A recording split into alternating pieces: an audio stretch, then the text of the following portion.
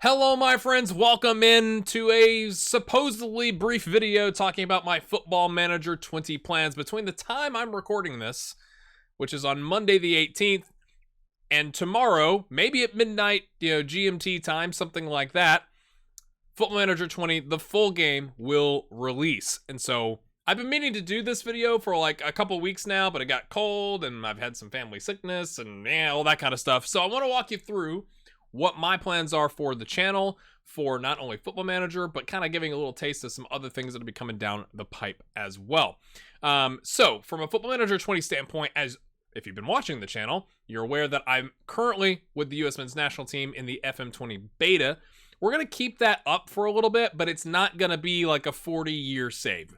I've talked about this in other episodes. I struggle with having two saves going at once because I'm like, wait, who was that? What were we doing here? What was the story? It's easier for me to focus on telling an interesting story, which I think is what my goal from a channel standpoint is. It's like, yeah, we can come up with tactics and whatever, big transfers and whatever, but I think the thing that I am most interested in on YouTube in Football Manager is telling interesting stories. And so having two saves going at once, I struggle with that. So we're going to try and wrap up the U.S. men's national team one sooner rather than later. It won't be going until like next spring, as an example. So we're going to keep that going probably to the 2022 World Cup, maybe the 2026. But there's a lot of games to play in between with 2026. It would just be neat because that's the co-hosted World Cup with the United States, Mexico, and Canada. So we'll see. But I want to walk you through, okay, once that wraps up, what are we going to be doing? I'm going to be doing a lot of experiments this year. At least that's the plan.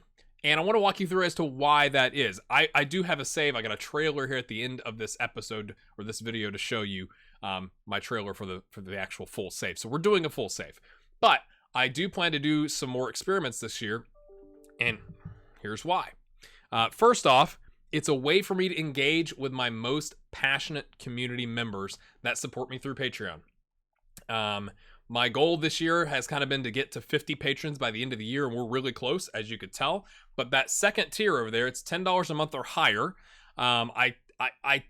Those folks, I tell, hey, it's a way to support the channel, and the least I could do is to give you a little bit of a cameo in either an episode, like we've done recently with the U.S. men's national team with the callers calling in, stuff like that, or I'll put you in experiments if you're at that level. So as part of that, I want to reward those folks and do more of those experiments. We'll talk more about that here in just a second.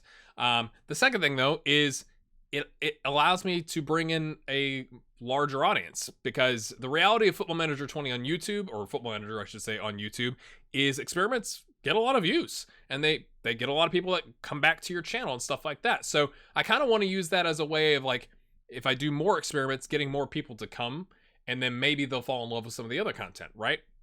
Because that's just the reality. Now, there is a caveat to that, and that I believe anything you do on YouTube, or really in life, right? Like, you need to do something that you are actually interested in. You're not in it just for the numbers or just for the money or whatever. And so I'm never going to do experiments that I don't really find interesting myself.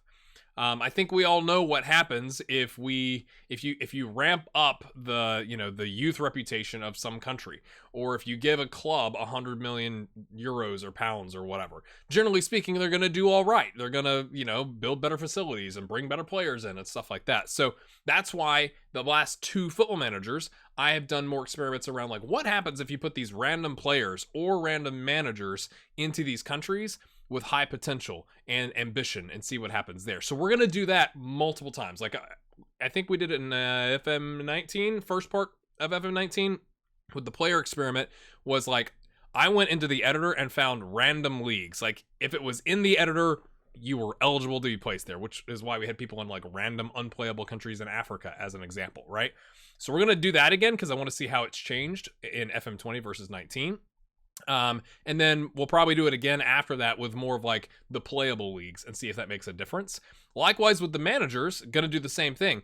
I'm curious to see how both the player pathway and the club vision changes in Football Manager 20 impact those experiments, right? So if a player's not getting the playing time that they are promised, or if you find a really good player, will the AI say like, okay, this is a we'll give this player a pathway to becoming a star player here, and maybe they end up staying someplace. So I think there's a lot of interesting things that can happen there. And likewise with the managers, with the club vision, what happens if they don't hit that club vision? Are we going to see a lot more manager movement this year because boards have high expectations? So I want to try that for sure. There'll be other experiments, but just a little taste there. So if that's something that you're interested in doing, support the channel at $10 a month or higher. I send out messages regularly to the patrons in terms of like, hey, this is what we're doing. What do you want to do next? Stuff like that. So I talked a little bit about Patreon. It's a way for you to financially support the channel. I want to give a shout out to the people. We've had some people supporting me well over a year. It really does mean a lot. I would not be able to continue doing what we're doing on YouTube without patrons. The ad money it's just not enough. And for the reasons that I run my channel in terms of providing taxable income for my business, which my wife partially owns, I'm gonna do a video about what all that means soon. But it really, I can't thank you enough for your support. It means a lot. So as part of that, not only will I be using them in experiments, but this year I'm in my youth intakes. I'm gonna pick a certain number, maybe 2, maybe 3 patrons for every youth intake to rename one of the players as. Again, it's just a small way of me being able to say thanks for supporting my content and my channel. Now, I'll hopefully, maybe the first youth intake, if we don't have like really high rated players, maybe we don't use as many until they're kind of good, but we'll see. So my plan with that is, with the full save, as we have the youth intake, we'll pick a couple of the patrons at that $10 a month or higher and plug them in as players. Not in the editor, just like nicknaming the player. So speaking of the main save, we're going to get to that. I do want to give an absolutely massive shout out to a fellow YouTuber of mine who goes by Old Lady Plays. I'm going to put a link to her channel in the description. She's a linguist by training, if my memory is correct there, and I asked her for advice on how to pronounce things correctly for the upcoming series, and she didn't just type up a response to me or provide some links or something like that. She put together a 10-minute video just for me to help me out, to walk me through how to pronounce words and like what the vowel sounds are and stuff like that. Now, I will say, Old Lady Plays, I apologize in advance for butchering all your hard work, but I've watched it multiple times. I'm going to continue to watch it as we do the series because I want to try and get better at that. So I just want to say thanks and give her a massive shout out. So go check out her channel. If you need help, I would say, if you are especially a YouTuber and you're looking for help on, hey, I'm in this like random country and how do you pronounce this? I'd highly recommend you reach out to her. Absolutely amazing. So, my friends, where do I need help pronouncing things? Everywhere, obviously. Besides that, my friends, I present the trailer for my FM20 main save. Let's roll it.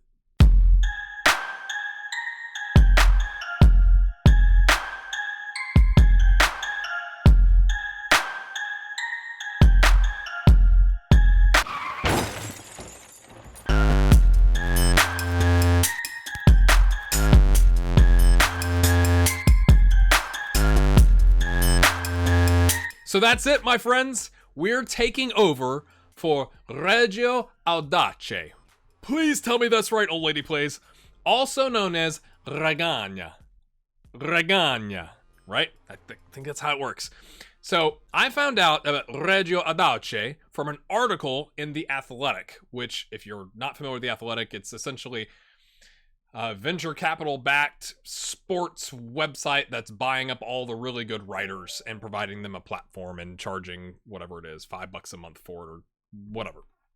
I'm going to put a link to the article, but you have to be, I'm not subscribed to it anymore, to be honest with you, but I'll put the link to the beginning of the article.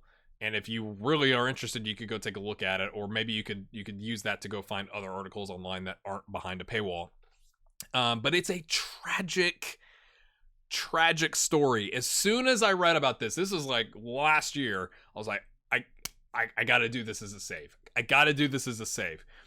The short story is that Mike Piazza, who was a fantastic baseball player in the United States, played for the Mets and the Dodgers and whatever, bought the club AC Reggiana. 1919 was the name of the club because it was founded in 1919. He bought that club in 2016.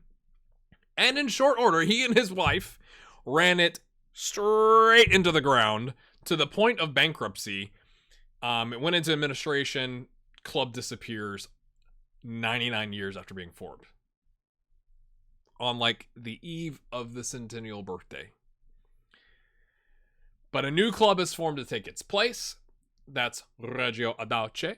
And they started over in, I don't know if Ole gives me Serie D. Serie D, okay? They started over in Serie D. They finished third and now got promoted. And where we'll be taking over is in Serie C, which is, again, what I've been told Serie C is called in Italian. So it's one of those things, if you've watched my channel before, you know I love a good story where like there's this club and then something happens. We had BK Frem in the past. Stuff like that really, really, really interests me. And so when I found about this almost 100-year-old club getting run into the ground, I have like some associated American guilt with this probably. Got run into the ground because like they didn't understand things about the contracts and you can't just fire people, and like it was just a complete, it was almost like the article almost reads like Mike Piazza had a bit of a midlife crisis, was like, let's go try this will be fun, and then ran it straight into the ground and killed the club. And so obviously, because they're not in a MLS where you have to pay $150 million to get a franchise, right? New club forms in the league below, gets promoted, and we're going to see if we can bring them back up. We're going to rely a lot on youth because the facilities aren't great and stuff like that. It should be a ton of fun. I don't know. I literally know squat about Italian football, which you judge me, I guess, if you want, but I don't know much about Italian football. That's where we're going to be. It's going to be a ton of fun. I really hope you'll come along on the journey. It's not going to be a building a nation. I'm probably going to come back to that in FM21. And we may get sacked really quickly. I don't know. And then we'll have to figure something else out. But I was really entranced with the idea behind this club. So that's going to be coming out. As soon as the game comes out, I'm going to start recording to get, we're going to look at a deep dive at the available squad, who's in it. It looks like the rules, I was a little worried because the registration rules for the squad looked really complicated in FM19. It looks a lot better in FM20. In terms of like, I want to say in FM19 it was like, you can't have more than X number of players over the age of 23. And it was like, it was really insane. So thankfully it looks like that's been fixed. Now that's in the beta. We'll see what happens when they roll out the full game, but that's where we're going to be, my friends. I think I've rambled on enough here. That's my plan to get started, is Reggio Audace and some experiments.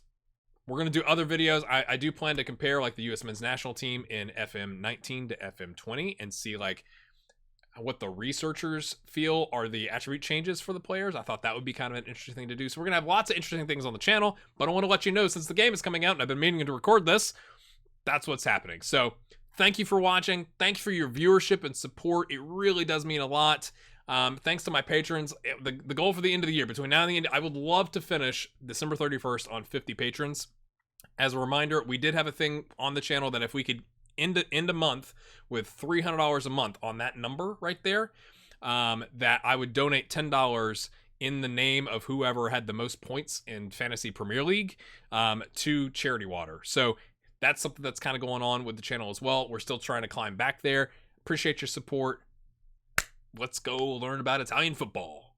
Let me know what you think about that in the comments. We'll see you then.